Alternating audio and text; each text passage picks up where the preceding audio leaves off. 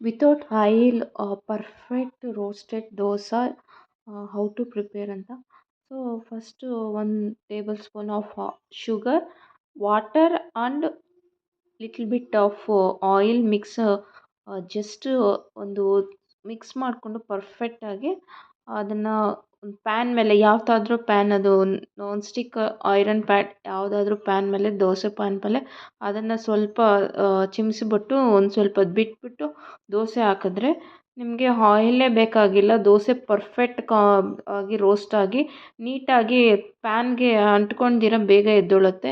So ಈ ಥರ without oil use ಮಾಡೋರು ದೋಸೆನ ಈ ಥರ ಮಾಡ್ಕೊಂಡು ಟ್ರೈ ಮಾಡಿ. ಇದೊಂದು ಟಿಪ್ಪು, ಚೆನ್ನಾಗಿ ದೋಸೆ ಎದ್ದೊಳುತ್ತೆ. ನಾನು ಇದಕ್ಕೆ ಆಯಿಲೇ ಏನೂ ಯೂಸ್ ಮಾಡಿಲ್ಲ. ಜಸ್ಟ್ ವಾಟರಲ್ಲಿ 1 ಸ್ಪೂನ್ 2 ಸ್ಪೂನಷ್ಟು ವಾಟರ್ ತೊಗೊಂಡ್ರೆ ಅದರಲ್ಲೇ ಒಂದೆರಡು ಡ್ರಾಪಷ್ಟು ಆಯಿಲ್ ಹಾಕ್ಕೊತೀನಿ ಅಷ್ಟೇ.